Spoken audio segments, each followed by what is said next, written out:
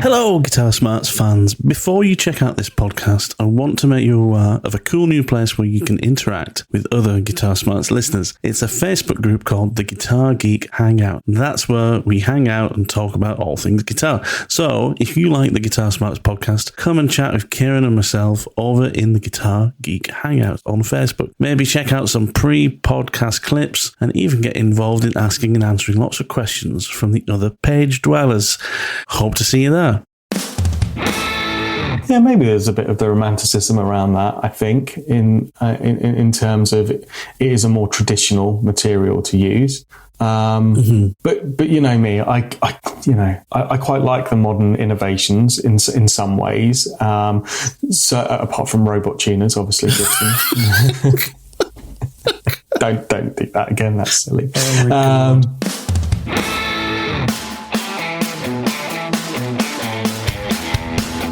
Greetings, welcome to another Guitar Smarts podcast. Thank you so much for downloading and listening to us.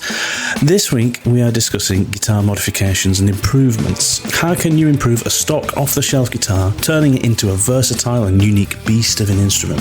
There are many things you can do to add incremental capability to your guitar, and that's why we've broken this subject down into a two-part podcast. Part 2 will be with you next Monday. As always, join us on our social media pages. Come and like us on Facebook at facebook.com/guitar Smarts. You can also find us on Instagram, and our handle there is at guitar_smarts. And also remember, wherever you listen to your podcast, give us a like, give us a follow or a subscribe, and that way you will automatically download the podcast whenever it comes out and you'll never miss a show. Anyway, that's enough waffle from me. Actually, not quite. There is one more favour to ask. One of the most helpful things you can do as a listener to help your favourite podcasts grow is to rate and review them on Apple Podcasts or elsewhere. This helps us to appear in more searches for guitar-related content, and in turn helps us to get in the ears of more wonderful listeners just like yourself. So please go and give us a rating and a review. We've made it easy for you to do this. We've put the link to those websites that allow you to rate and review the podcast in the show notes for this podcast. So you just need to go and press that link once, and it'll take you right to the place where you can leave a rating and a review. So please do us a big favour. Go there now and leave us a rating. Okay, that really is enough waffle from me. Let's get to it. Hey Kiran, how are you doing? I'm all right. Are you okay? That sounded a little bit laboured. I'm all right.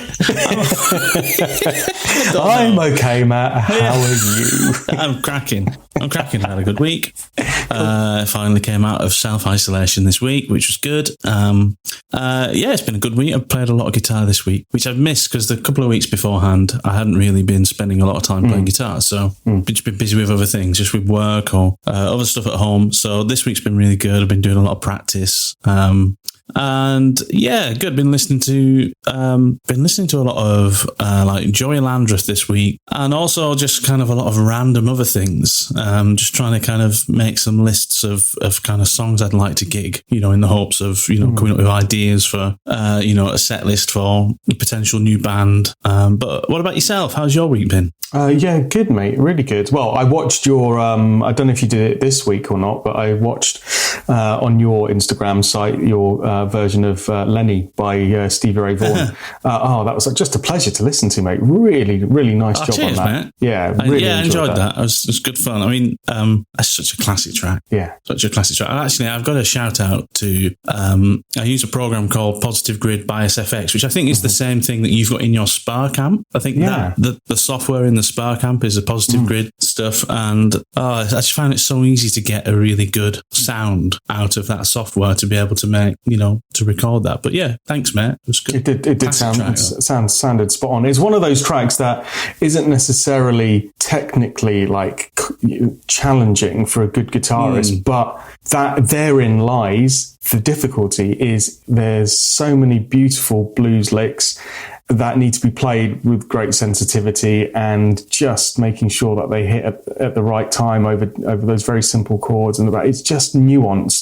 That song is just so much about nuance and feel and just really getting into the pace of that song and taking your time with it. So there's a masterclass in that of, that you should play that to any shred guitarist, any sweep picker, and just go, but just try and play this. This is discipline. This is discipline and blues. And it's funny you say that, because the hardest part, it's not like I kind of sat down and did that one recording and was like, okay, I tried quite a few times, and the thing I found the hardest is the time feel of what he's playing. There's so much space between everything that is being played in that song, and the band is obviously just the bassist and the drummer, and they're constantly kind of moving between this very straight feel and this almost swung feel, and it kind of drifts between the two depending on what Stevie Ray's playing. That whole song, this track is all about the time feel, and the tone of the guitar. So it's just a masterclass from Stevie Ray in how to kind of be, tasteful really, and leave space. But it's a great track. I enjoyed it. It really is. So for me, bit of playing this week. Again, just getting ready for some of the gigs. I mean, it's been a bit of a mixed emotional week in terms of I'm really on the kind of direction of travel of getting ready and getting out there for some of the gigs. And 3rd of July, our first gig was booked for. So as we spoke about in previous podcasts, I've just joined a new band for me. The band itself has been going for quite a while successfully here on the South Coast, proper kind of classic rock band. New lineup of a couple of members, getting that all rehearsed, including myself, getting it sounding nice and tight. And actually it's really getting there. So for me, a bit of playing this week just to tighten up on some of the arrangements, get them a bit clearer in my head. Can play all the parts now. It's just making sure that I remember the different changes and endings and stuff. So that's all coming together. And then getting ready for some really good pub and festival gigs that are in the schedule. But obviously in the last week or 10 days, we've had an update on what it looks like from the easing of the lockdown rules. So that's then created that domino effect in terms of what venues are thinking about in terms of restarting live music. So we've had a spate of our July gigs kind of cancelled or postponed, I should say, really for a later date. So that's a bit disappointing, because it was feeling like, a couple of weeks time, off we go. We're into the gig rota. So, but that can't be helped. As we spoke about with Matt Long, any musician, be it amateur or professional, just wants to be able to do the right thing, don't they? And if it's not, if it's not the right time to restart that, then so be it. So, also just doing some of the stuff that we spoke about in our podcast recently. So, getting my gig bag ready in true Boy Scout fashion. I'm feeling very, very kind of smug that I've got spares of everything laid out. I'll do some pictures for our social media, but it was quite a nice little OCD treat to be able to sit there one afternoon and just lay everything out and different cables and count through everything and go, need one of those, need a spare one of those, and pack up that bag for all of that. That was desperately sad, but equally satisfying. I don't think it's sad. I think it's great. It's good to be prepared. It's good to feel prepared. I think it takes away any anxiety there might be when when you're coming back to gigging, especially if you're gigging in a new band as well.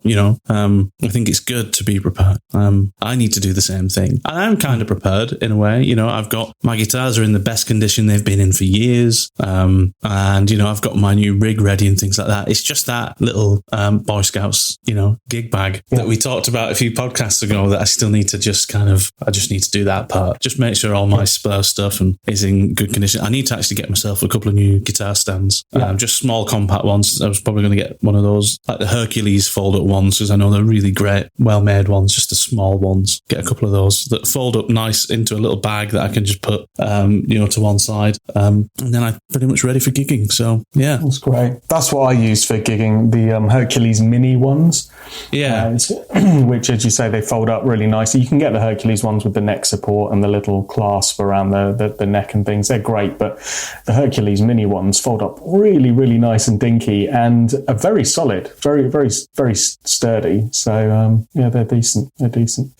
Awesome. So anyway, what are we talking about today, Kiran? Well, we thought we would have a look at discussing some of the, a consolidation really. I think of some of the stuff that you and I have been doing on our respective guitars over the last few months. We've been doing a bit of tinkering. So if you remember back in, what episode was it, 6 or 7, where we talked about setup tips and maintenance tips. Yeah. And you had a great experience of doing that on some of your guitars. And I'm just listening to you now, Matt, to say, your guitars are in the best condition they've been in for a long time. That's wonderful to hear, right? Because when we started this podcast, you were lamenting, going, exactly. You're like, the bits missing off my guitars. One of them I can't play now because it's just in need of attention. So your guitars have been on a journey with us through this podcast. So, but what you'd also been doing, which was great, because I think you got the bug, didn't you, really, a little bit, in terms of after you'd done some good setup stuff, you thought, right, I'm going to change out some parts and get these guitars sounding as good as they can. So you've done a few mods, which is brilliant. And then I bought a couple of guitars to gig with this band, and I thought these are really good guitars, but with a little bit of some parts swapped out, they could be incredible, machines of rock. So so we thought, well, look, whether you're kind of like a seasoned player who takes their instrument for a guitar set up with a tech, or you're just curious about what kind of guitar modifications you can make that will improve your guitar, you should kind of have a list of things that you might want to do to your guitar, where it's not about the setup of it, that we've already covered, but this is about some of the parts that you can change out, and do that yourself. So I think we've come up with a list that we're going to chat through today, right? Which is a culmination of some of the things that you've done to your guitars very recently, and some that I've done on these two that I've bought recently, or done for customers who want to do some modding.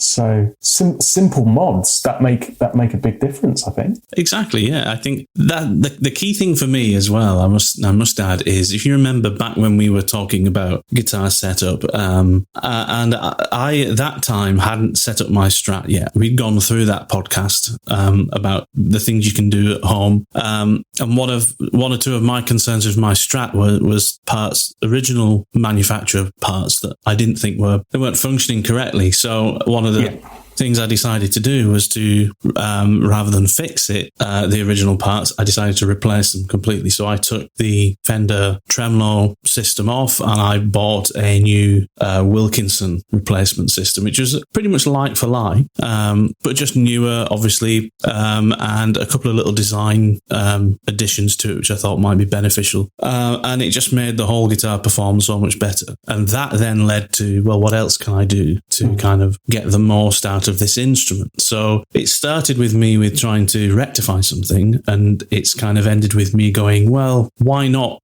You don't have to buy another guitar to get something else. What can I do to increase the potential with the current instrument I have? And I think that's probably the same approach you took maybe with your Tokai guitars, right? You were looking to increase the potential of the same guitars rather than find something else that could do that job.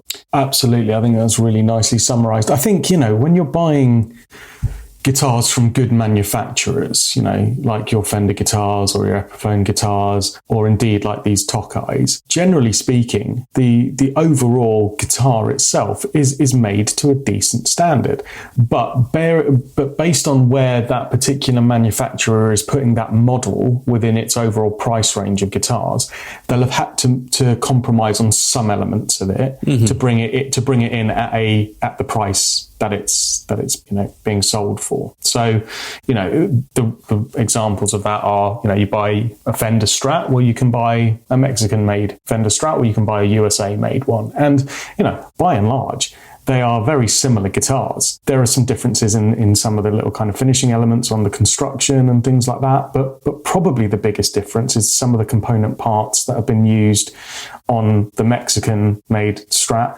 will be of a slightly lower quality or not of the same standard as the ones on the USA-made Strat. Obviously, they're made in two different factories, and you've got all the whole kind of labour workforce costs and all of that. But I think what it means is what I'm trying to say is that if you know which of those parts the cost has probably been saved on, and you're willing to do a little bit of DIY yourself, you can get either aftermarket parts or the parts from the more expensive model of that guitar and switch them out yourself and end up with a much improved instrument. So that's kind of what we're looking at here. We're not talking about stripping a guitar back to kind of completely nothing and rebuilding it from massive libraries of part lists. We're talking about a couple of things that you can swap out that'll make a big difference, I think. So where would you start then? If you got a guitar in front of you now, maybe belongs to a customer for your tech setup, what would be at the top of your list for things to check and things to potentially upgrade?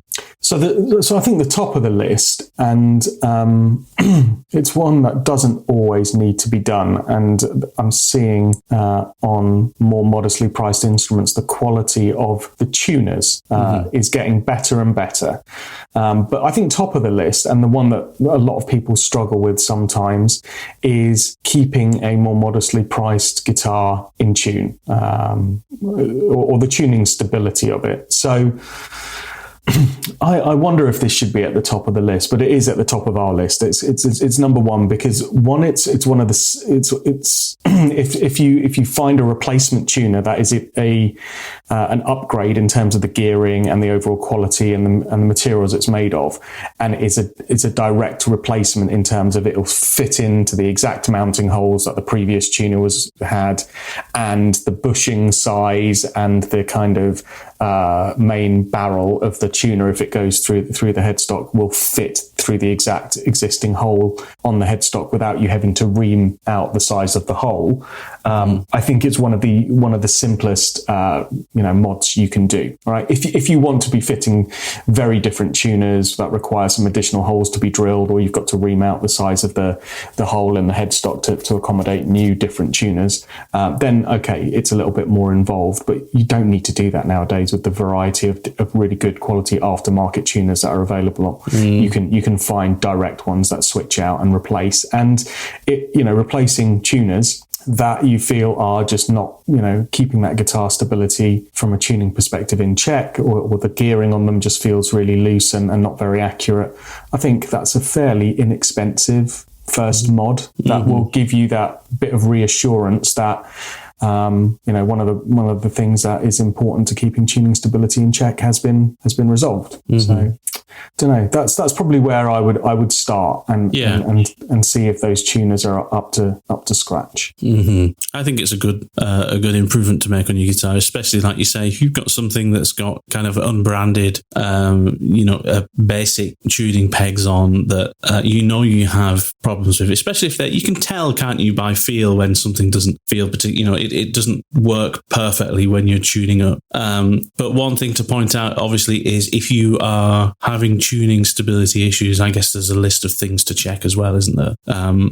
Beforehand, there's all kinds of things you can do to improve the tuning stability of your guitar before you go ahead and replace some parts. Things like lubrication, where the contact points for the string, just some basic setup things as well. I guess you can really improve the tuning stability of your guitar by having it set up properly, and even looking after it, really well. And temperature differences, from getting your guitar out of the case to gigging, and your guitar can be changing in its, in the way it's reacting to the atmosphere as you're gigging. So there's lots of different things, I guess, that can affect your tuning stability. But it also, I guess, depends on the music you're playing as well. If you do want to do a lot more kind of whammy bar stuff and stuff that's going to affect your tuning, then some locking tuners would really help that. I think you made a really good point, which is maybe once you've done all of the things in episode 6 and 7 around basic maintenance of your guitar, to make sure that with whatever existing parts and construction and things that you've got on that guitar,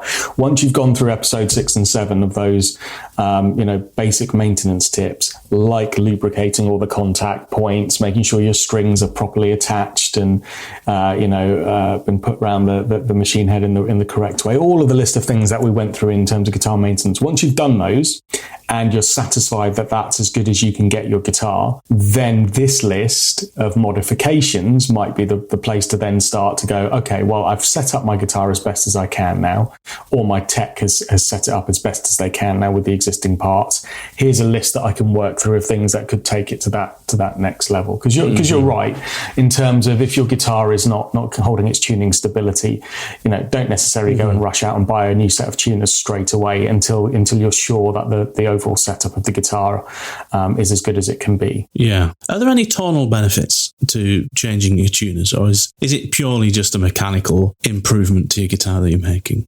I think it's probably more mechanical. I mean, I'm sure there's people that would argue and say, well, if you use, this particular metal alloy for the tuners, it will increase the kind of overall resonance, or, I even heard about some kind of urban myth around, using really heavy duty, tuners, because increasing the mass in the headstock by putting heavier hardware on there has an important role to play in the overall. I mean, I think you're getting into like tonal psychology stuff at that point.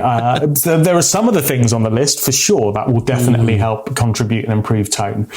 For me, I think tuners, it probably factors into the giving you the reassurance that you've got something that's, really good quality, that's not going to, in of itself affect the tuning stability, because they're good tuners. I think a good set of tuners can have an overall effect in terms of the playability of the guitar, in terms of stopping it going out of tune as frequently as a bad set of tuners can do. I think a good set of tuners can make string changes quicker and easier sometimes, just because the overall mechanics of that machine head are better. And I think you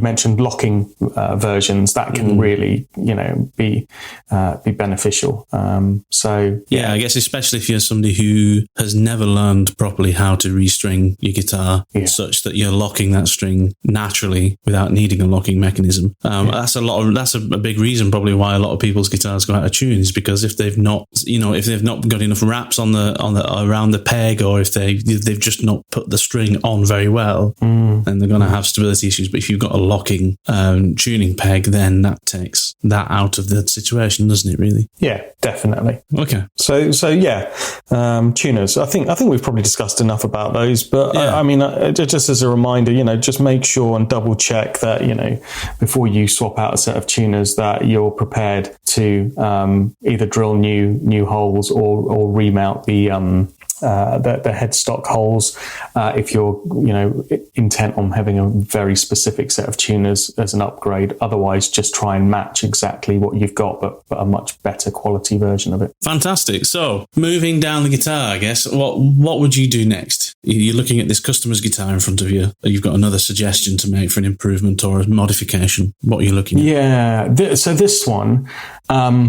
is number 2 on the list in terms of modifications. It probably has a lower DIY factor to it if you're not comfortable, with guitar tech stuff yourself. But the reason it's number 2 on the list is because it's relatively inexpensive to get a tech to do it.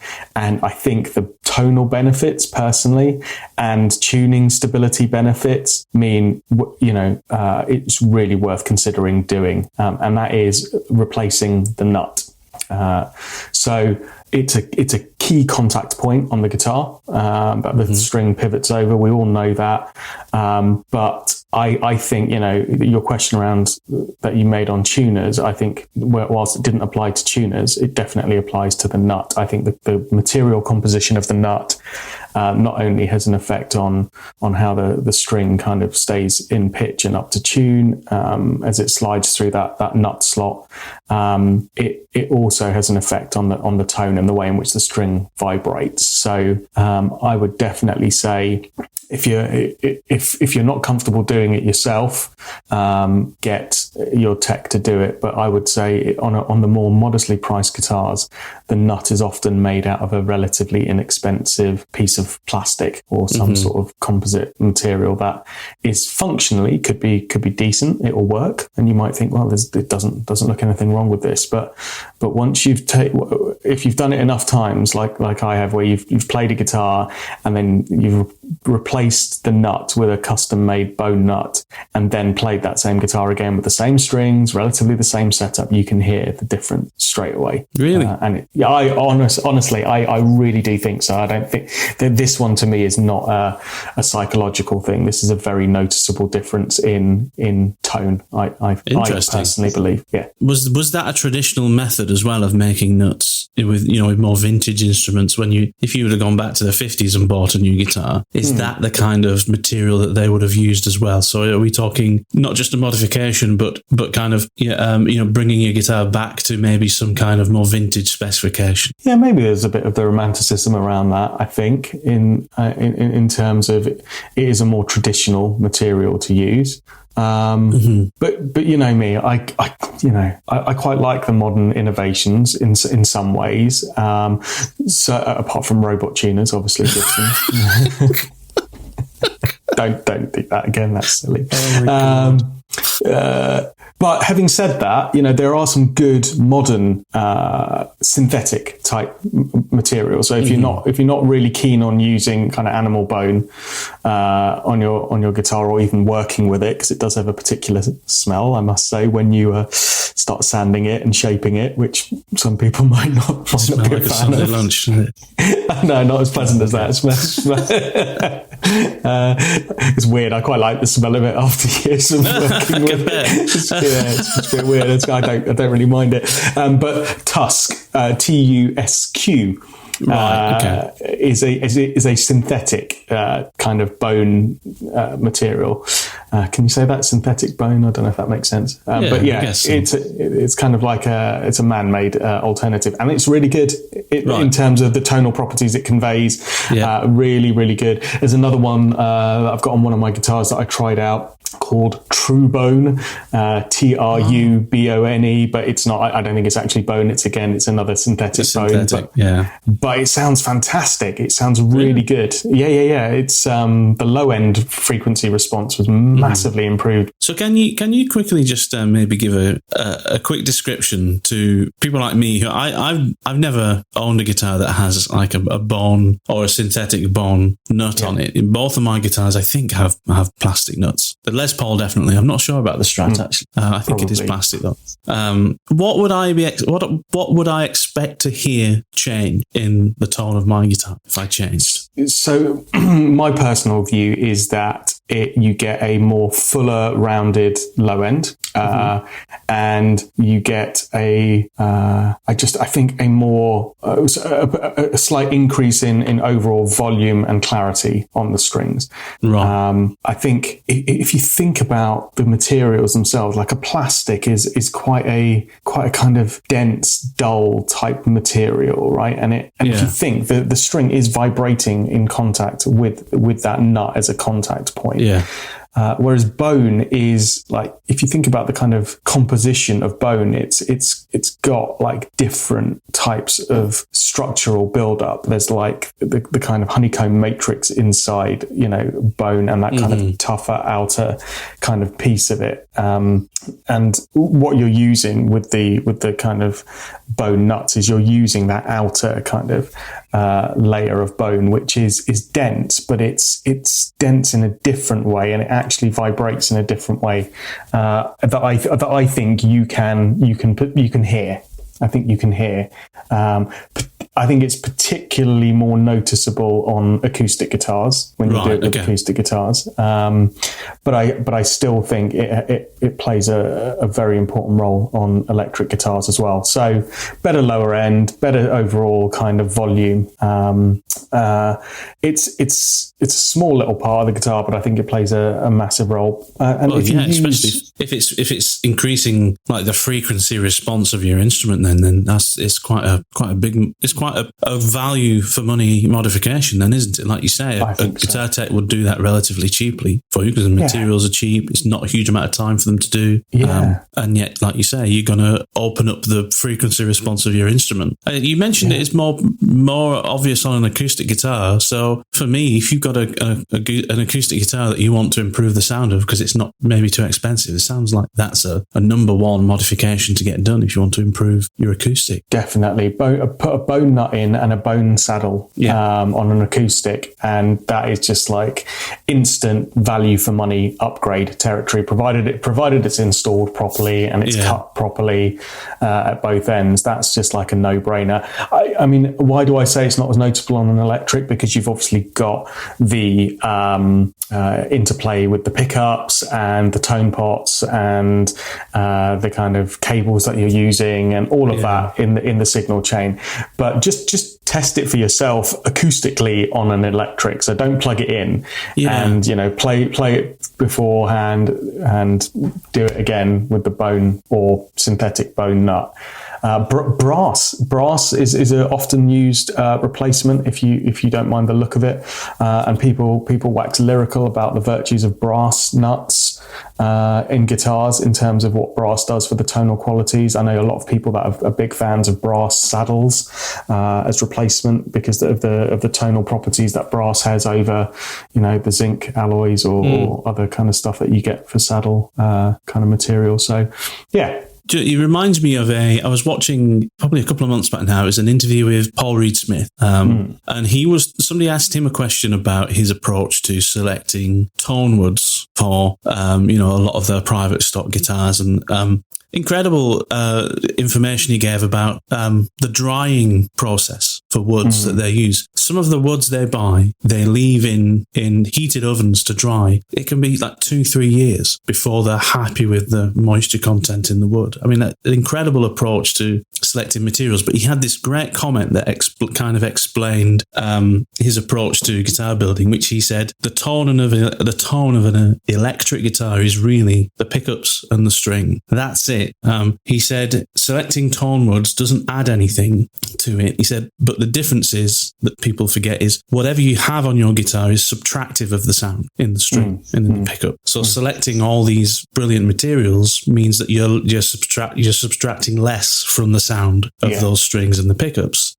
So I guess, selecting a bone nut, the reason why you end up with a better frequency response and a fuller sound is because that's subtracting less from the sound of your string. Absolutely. So adding little things like that can really, increment the value of your instrument and the sound. For sure. And I guess what you're talking about there, Matt, is another way of kind of talking about marginal gains, right? Yeah.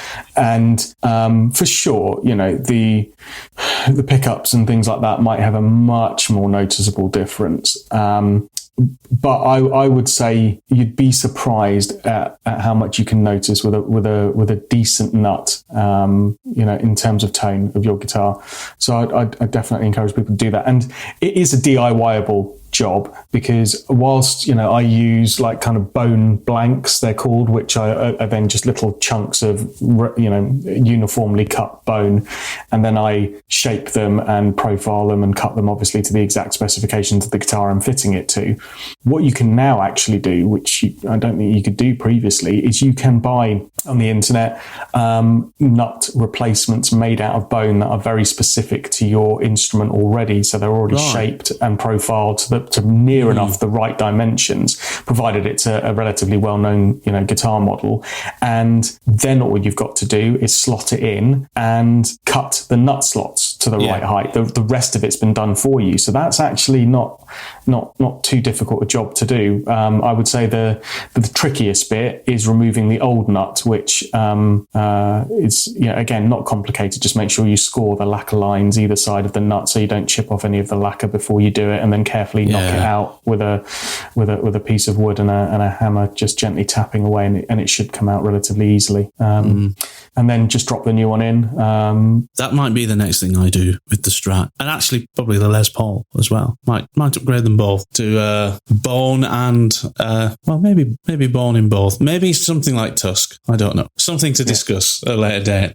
We'll have a chat. Exactly. I'll probably get you to do that at some point. Yeah. Well, look, we're talking about meeting up, aren't we? So why don't we make that one of the ones where you can come down and I'll talk you through it, and then once you've seen somebody do it once, you'll be comfortable enough to do it yourself. Yeah, absolutely. Absolutely. That would be great. Yeah. Awesome. Cool. Well, what's next, dude? I mean, we're talking about working our way down the instrument, really, aren't we, here from top to bottom? We kind of are, aren't we?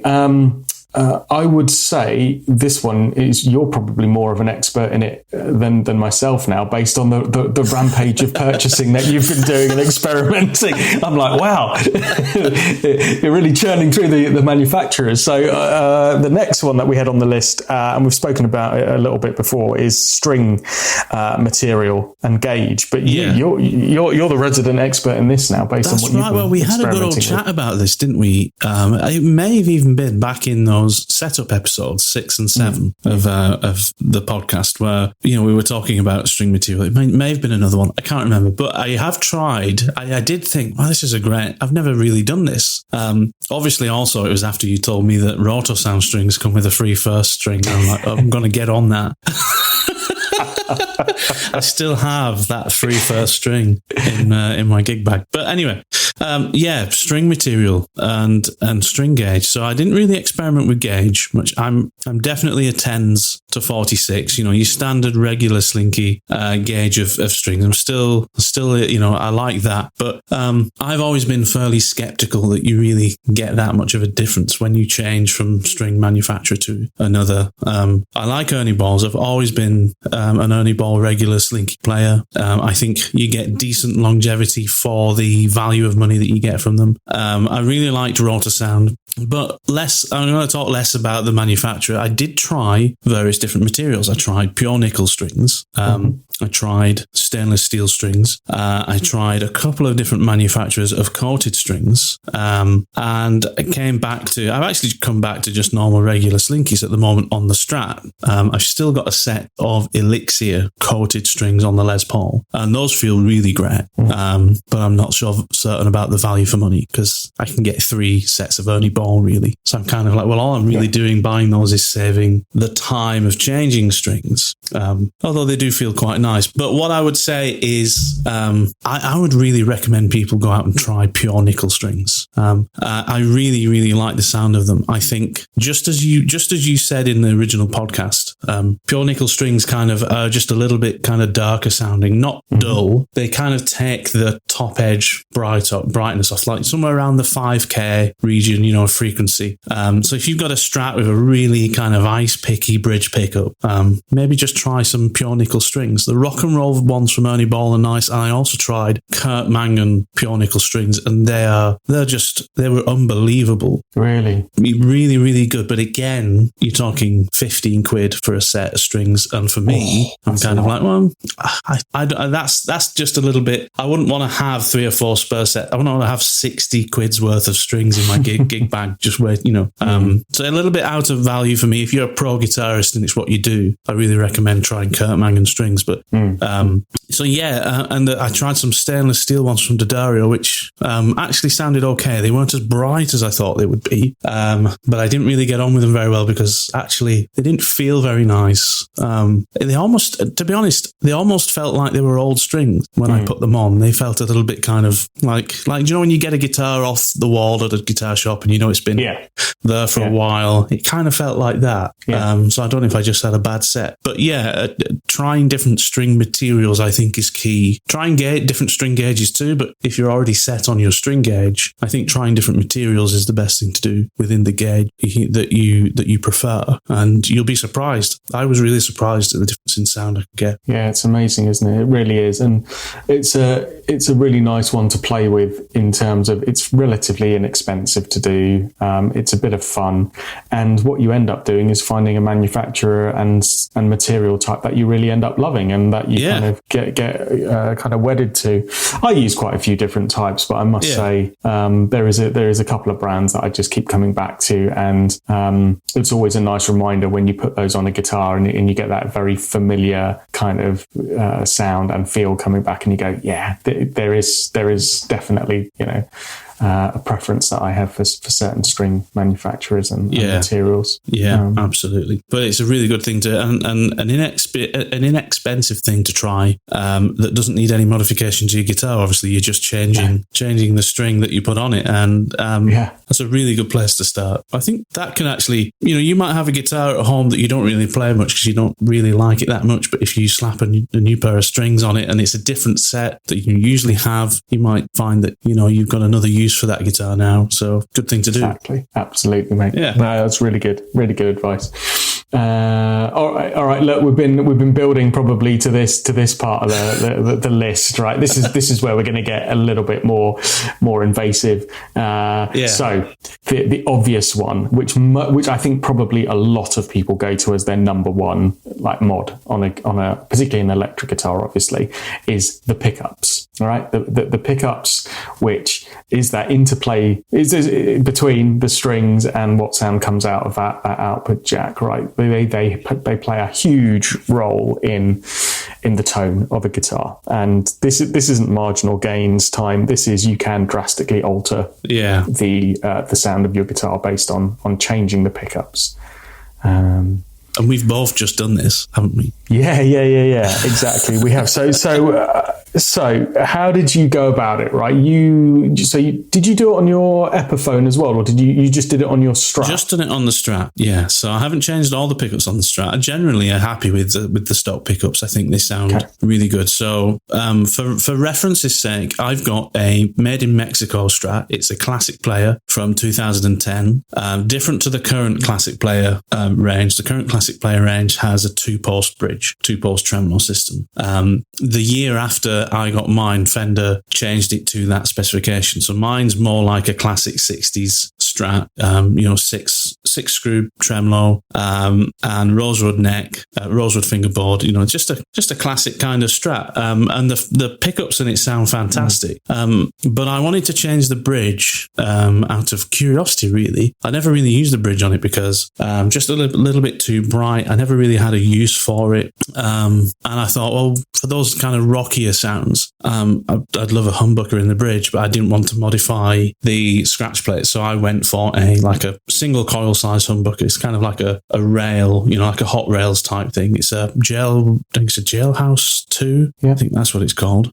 From Iron Gear pickups. And it just slotted straight into the same space on and just soldered it into position, replacing the old pickup. And it just sounds fantastic. Sounds really good. The thing I was a little bit worried about was whether or not it would be a bit too kind of, the output of it would be too high. And I initially installed it too high, close to the strings, to the point where in some areas when I was bending, I was getting a strange kind of oscillation happening to the strings where I think the magnet was starting to interfere with the vibration of the strings. So I just dropped it down a bit.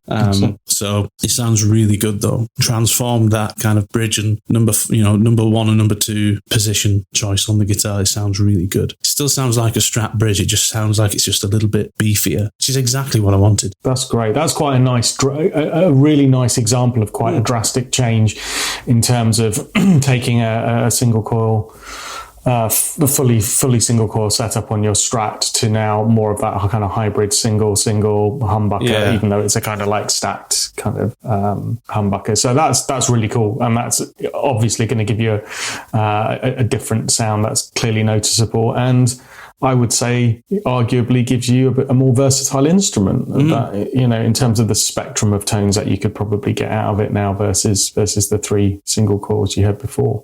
Yeah, it's definitely made it more versatile. And, I went on to do something else after that as well, where I added in a toggle switch just recently. So on now what I have is, so one of the things obviously you can't do usually with a Strat is you can't have all the pickups on. You can only usually have one of them on or two of them on, in any various positions. So what I did a toggle switch, and the wiring for this is super easy. You just need basically a single pole double throw switch switch. So basically it's just in one way or the other. And you just solder a little kind of cable from where your neck pickup goes to the toggle, the pickup selector switch. Just soldered a little, wire onto that and put it into one side of the switch, and then the center of the switch goes to the where the output of the pickup selector switch goes to the volume pot. Basically, what that means is when you flick that switch on, you're bypassing the output of the neck pickup directly to the volume pot, which effectively turns the neck pickup on wherever your pickup selector switch is. Right. So what that means is now instead of having 5 different sounds, I've now got 7 sounds, because when I've got my bridge selected, I can turn on the neck pickup and I've just got bridge and neck pickups. So kind of like your middle Telecaster position. Sounds superb. Yeah. And then if I've got my bridge and middle selected, I can also turn on the neck and I've got all the pickups, which sounds super stratty. So that kind of,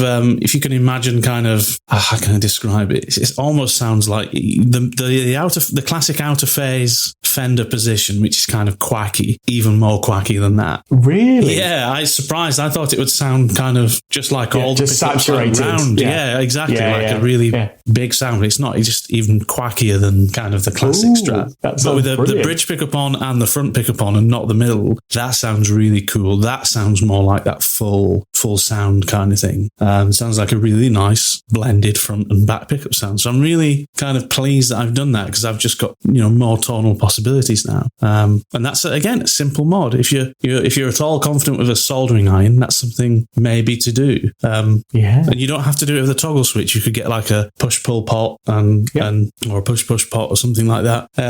So that's another cool mod to do with your pick. That's brilliant. I've never done that mod to a guitar, but I'm definitely keen to do that. I think it's great. I'm going to call you up and go, which wire do you jumper to which bit? But like the internet is full of all of this stuff, right? You just Google it and you get wiring diagrams galore. Seymour Duncan's a great website where they have a wonderful little search engine. I don't know if you've ever used it, but it kind of just allows you to plug in the configuration of your guitar or what kind of pickup configuration you want, and then it automatically pulls up a wiring diagram for what that should look like. So that's there's another company in the UK I found that were very good for information on the website called Six String Supplies. Yes, I don't know if you know. So they supply a lot of pots and wiring and things. They do some really innovative rewiring kind of products as well, but they had some good wiring diagrams. And one of the other ways of doing that they sell is a blend knob. So instead of having a switch, you can sacrifice your tone knob or one of them on your Strat. And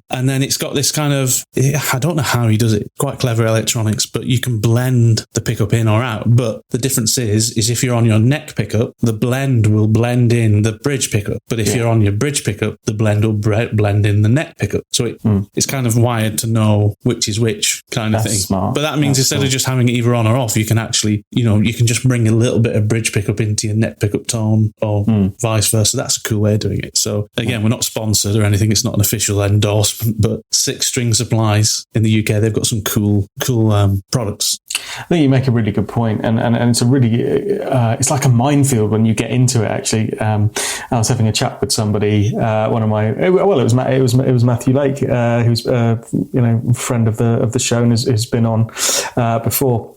And we were chatting last night on the text messages around different mods and things that he can do, and he's very knowledgeable and handy with a soldering iron as well. So he was going through some of the things that he was going to do on his Strat, and we were just having a chat about it. And when you start to go down that rabbit hole of mods that you can do if you're relatively competent with a soldering iron or soldering iron, if you're in soldering, I know. Soldering, there's an L in there. If you're pretty nifty with that, you can do so many cool little mods to guitars. Even taking something like a Les Paul and changing it from like a more modern wiring to like 50 style wiring and seeing what that does on the tone. All of this stuff you can just Google it, and it's a little bit of soldering that can have a really profound impact. But going back to pickups, I think before you start getting into all kinds of weird and wonderful mods and additional kind of circuitry or switching stuff or splitting coils or things. Just changing out the stock pickups for a decent set of aftermarket pickups that the manufacturer will tell you what kind of tonal properties they have based on the type of magnet that's been used in them, the type of wire that's been used in them, the type of output.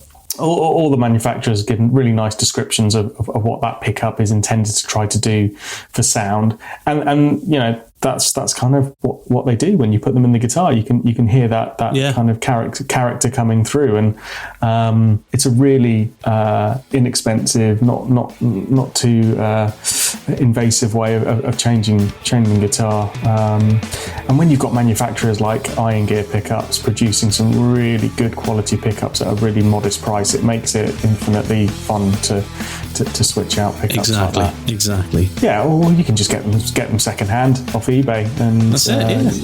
Yeah, just get go and buy a PAF off Joe Bonamassa. He's probably got a cupboard full of them somewhere. he's got all of the original PAFs, isn't he? I think in a vault. That's exactly it. Thanks so much for listening. We will be back next week with part 2 of this modification journey. Remember to share us with your friends and like us on social media pages. But most importantly, have a great week, and we'll see you soon.